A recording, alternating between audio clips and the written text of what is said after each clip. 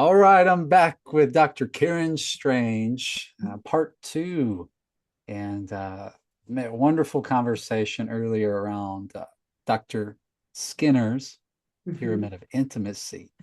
So much there, and so yeah, Karen, what else? What else do you want to share about your experience and your therapeutic work? What you found to be true around healthy sexuality? Well, I would love to share a little bit today as we're talking about that foundation, of that pyramid, that commitment, honesty, loyalty, and trust. I want to talk about some foundations of a healthy sexual relationship. And I've got several things, so if I'm looking down, I am looking at my notes. But Okay. I want to just dive right into that today because I think, again, when pornography has been our education, we may have a distorted view of what foundations of a healthy sexual relationship are. And one of the first things I always invite people to do is you have to eliminate comparison. Mm, You can't compare, for example, your affairs or premarital sex with a healthy, stable marital sexual relationship because those things are based on unstable standards mm, of newness, risk taking, and romantic love. mm, Now, romantic love, there's a place for that. I'm not saying that you can't have romantic love. I certainly want you to have that. But, there's a concept called limerance. And limerence is that kind of ooey gooey feeling we get when we fall in love and kind of leads us down this path many times to either sex or at some point perhaps marriage. And that's an okay thing, but it's also unsustainable over the long haul. You can tap back into it, but you can't live there. mm, And so eliminating comparison, because I work with couples, they'll say, well, we had a lot of sex before we were married and it was really great, but now it's not. Well, now you're dealing with life challenges together. Perhaps you have children, that are, when I don't want to say taking your time because children, that's part of what they do. Our job is to pour into them and give to them. But it's not okay to just pour or keep looking back and thinking that it's supposed to be the same way. What mm, um, you trade off intensity perhaps for depth of feeling. mm, And not that you can't have the intensity sometimes, but um, it's richer than that. It's more than that. mm. You're sharing the complexities and challenges of life, both sexual and emotional, with your partner. Yeah, that's right. So if you expect it to look like previously or any kind of porn type thing, you're going to be disappointed. So that's Mm, why we don't want to compare. mm, Comparison is not healthy. mhm, Secondly, shame. Shame is a real killer to a healthy sexual relationship. And a lot of the people that I work with who've struggled with addiction have a toxic shame about themselves. They believe they're unworthy, they're undesirable, they're unlovable, and going back and addressing the root causes of that belief system is going to be really important. And paving the way and getting the debris and the rubble off mm, the road for mm. them to have a healthy sexual relationship with their partner. Yeah, because shame would maybe deflect any sort of intimacy coming my way Hmm. and perhaps keep me from seeing what's right in front of my face and the beauty and the connection because it could all be filtered through this like old voice of that's not, they don't really feel that way Hmm. about you, they're just saying that, Right. right? You're don't take that seriously. What's actually more true about you is how you've messed up. Is that is that what you're saying, like doing some of that inner work of clearing the Hmm. clearing the noise of shame? Right. And becoming curious about whose voice is this anyway? Mhm. Where did this voice that I am saying these things to myself come from? Mhm. Well, chances are it was on board a long time before you ever even met your partner. And so part of your job in healing and laying that foundation for commitment, honesty, loyalty, and trust is going back and figuring out, oh, well, this is what my dad used to say to me, or this is what my mother, or whatever they said to me, this is what my little spirit inferred when they said that, just because I'm a child and I don't know any better. We take that on. We take on a lot of times other people's shame. So we Mhm. want to give the shame back to Mhm. whomever it belonged to. Yeah. Yeah. So dealing with that shame, there's a concept of healthy shame. Healthy shame leads us to change and grow. Then there's that toxic shame. And what I see in my profession with men and women who struggle with that, that toxic shame is what keeps you stuck. Healthy shame says, man, I really blew that. That was terrible. I can't believe I did that. And then you do your best to make things right. Mhm. Yeah. Good. Yeah. Out of all the emotions, there's a book called Power versus Force. Dr. David Hawkins wrote that. And I'm not exactly sure how he created this, but he came up with a way to measure like I don't know, if an electrical charge associated with emotions, like through muscle testing or whatever. And he says that shame is the lowest. Mm. Shame is the lowest, it's a 20. And then he Mm. said guilt is a 30. So I want you to deal with your guilt too. So I want you to not compare, deal with your shame, deal with your guilt. If you've done some things wrong, Mhm. go make those right Yeah. with whomever is within your power to make those right. So guilt is a 30. I think sadness is a 50, but the tipping point is courage. And courage's charge is a 200. But it's Ah. not that courage is 10 times stronger than shame. It's the difference between 10 to the 20th versus 10 to the 200th. So it's Mm. exponentially greater. And it's that courage, I think, especially for men and women in recovery, Mm. that's the tipping point over into those emotions that we like to feel. We like to feel happy. We like to feel joyful. We like to feel peaceful. There's a place for all of our emotions, Mhm. but certainly it's much easier when we can live overall in what you and I would call probably the happier ones, Yeah. the more pleasant ones. Yes. Yeah, Yeah. yeah, yeah. Good. So eliminating the comparison, Hmm. uh, and then our job of working with our shame. Yes. And what's the third foundation? Well, the guilt, dealing with the guilt, Ah, and okay. So and then that's number three. yes, but number four, and I wish I could probably talk about this all I day did long. it. Sorry, I did a thumbs up. That's Hey, okay. before you get to number four, can I say something about the Yeah, guilt? yeah, I don't know if I'll do any funny things on Zoom, but when you said the guilt, Karen, it reminded me of the 12-step process yes. and then the clearing out of step five, but also the making amends Mhm. of step, well, the list of amends in step eight, but the making of amends in step nine. And it just comes to me as you're sharing that even the 12-step process Mhm. is a road to healthy sexuality.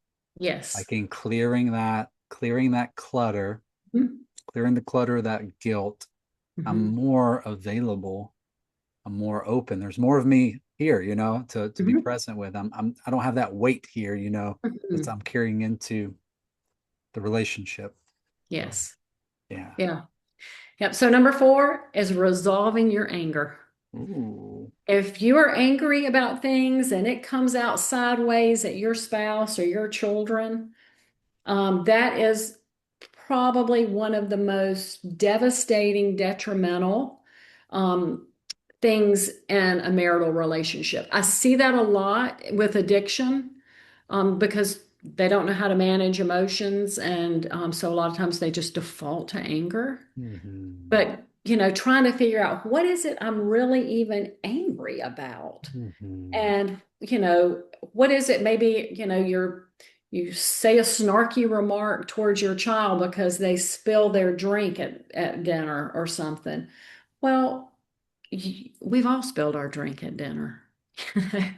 That happens to all of us. And so learning what it is inside of you, being curious about that, and not and mm, what am I trying to say? Dealing with that so that your family is not swimming in the toxic stew mhm. of your anger. Yeah.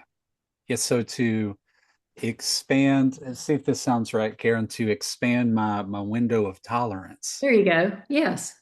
So yeah, I feel like this is part of my work and our work too. And each man in recovery, person in general, is if my window of tolerance is here and things Yeah. are happening here, I'm going to be more reactive. Yes. So doing that work over time, whether it's meditation, therapy, book work, etc., working out, aerobic exercise, but Mm-hmm. getting that window, well, so things can happen inside of it, and I maybe Hmm. get agitated, maybe I feel myself, feeling some of the anger, but it doesn't have to. It's not as reactive. It's not Correct. automatic because I've been practicing. Hmm. I've been with people, with myself. I've been stretching that window Hmm. so that I can, Yeah, you've got the bandwidth yes, to be able to manage and not go into fight or flight yes, as quickly. yeah. Yes. Viktor Frankl, he says between a stimulus and response, Hmm. the space between stimulus and response, however wide that is your freedom. Yes. So if my Yeah. space is here, that's the size of my freedom between Hmm. stimulus and response. But if I've Hmm. done the work, there can be a stimulus, Hmm. and then there's okay, Yeah. what am I going to do with this? More Hmm. mindfulness. It's what we call it, right? It's the Yeah. big word. Yes. But it's becoming self-aware. Yeah. Yes. Couple more. We want to resolve our anxiety. Hmm. Anxiety can keep us prisoner to ourselves. And so becoming aware of, what's driving that. Perhaps you lived in a situation when you were growing up that created that, being curious about that and doing the work that needs to be done to deal with that is another one. Keep going. I'm Okay. tracking. Yeah, there's Okay, another is to resolve your inhibitions. And I want to make that just really clear. hmm. I'm not saying that you should do anything that violates your conscience sexually. So I want to make that really clear. And a footnote here is that in a healthy sexual relationship, you always defer to the more conservative spouse. But what I do mean when I talk about resolving inhibitions is like if you have a poor body image, you Hmm. know, learning to appreciate your body for all that it has done for you in the past and what it continues to do Hmm. for you. Also, if you have any embarrassment around sex, if you have a history of sexual abuse and you were humiliated in those times, which I would venture to say we are when we go through those kinds of things, you want to get that work done, do some trauma work around some of that. So embarrassment Hmm. about sex, or it could have just been nobody ever taught you about sex, or it was what you learned in school and that was everybody was giggling and that kind of thing. Nobody ever really talked to you openly and in an educational way where you could answer or ask questions where you would get a good answer. Yeah. Yeah. I'm thinking also about uh, we're in the Christian tradition, Yes. and there's so much good in that stream of the spiritual and the sexual, or the spiritual and the physical being the same. Mm-hmm. There's so much good there. I think it's in scripture. I think it's in the history of Christianity where there's spiritual and physical being the same, like the incarnation. Uh, Yes. and yet, as things go with different religions or traditions, things can kind of get overlaid. And Mm-hmm. maybe you found this in your work where you're at, in the Mm-hmm. Bible Belt, is as you're talking about resolving inhibitions, like how much baggage comes with like really, really strict, Mm-hmm. maybe even like unholy views of sex. Like sex is like, dirty, or, you Mm-hmm. know, even in some sort of like purity culture streams where it's Mm-hmm. like sex is bad, don't even think about it. Don't even think about it. Don't even save it for the one you love. you know, Right. or And save it and for the one you get married to. And nobody ever helps them make that bridge, walk that bridge over, Yeah. and it's just no, no, no. But they never tell you too that sexual energy under control is creative energy. What are you going to be doing Yeah. in the meantime instead of just subjugate this, subjugate this? Yes. Yeah. Yes. Until So you I think open doing up. that work, yeah. Yeah. Yeah. Other ways that with inhibitions could be a fear of letting go. I notice a lot of times with women, particularly who've been brought up in an alcoholic family, it's difficult for them to let go, especially Mhm. with like orgasm, because they're brought up in a family where they're always having to read the room. Yeah. And you could do something 1 minute that your father thinks is cute. I'm just saying if your dad's an alcoholic, Mhm. and you might do it 10 minutes later and get Mhm. backhanded. Mhm. So you're always reading the room. It's very difficult to let Yeah. go. So being curious about Hyper that. vigilant. Work. Yeah. Yeah. Yeah. Yeah. Yeah. There's a healthy sexual relationship is free and open. And then the last one is to resolve any obsessions and compulsions. And I'm speaking specifically there, perhaps there's something, I mean, a person potentially could have OCD around sexual issues, maybe it being an irrational fear, feeling dirty or contaminated. Also, a lot of times, sometimes people with sexual fetishes, there's a story behind those fetishes and understanding that story of how that got started. You want to be curious about that Mhm. and do the work to figure out, well, oh, so that's where that started. That's why I think this way. Mhm. Yeah. So those are just some things that I think will help your listeners understand when we're really talking about, solidifying the base of that intimacy pyramid, that Mhm. psychological intimacy, commitment, honesty, loyalty, and trust, resolving some of these things. That's a Mhm. proactive word that you're working Mhm. on that. It's Mhm. not like don't have shame. It's, Mhm. we all have shame. It's like, how am I going to deal with this and resolve this? Yes. Like you said, the 12 steps just dovetail beautifully with these. I'm also thinking about Carnes' 12 principles. One of them is responsibility.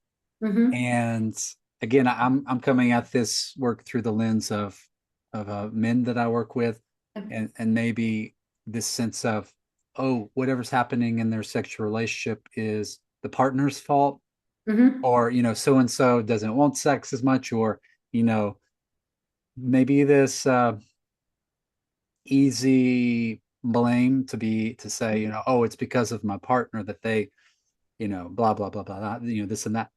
What I'm hearing you say, and always our partners have work to do, and it does help our sexuality if they're doing their work too.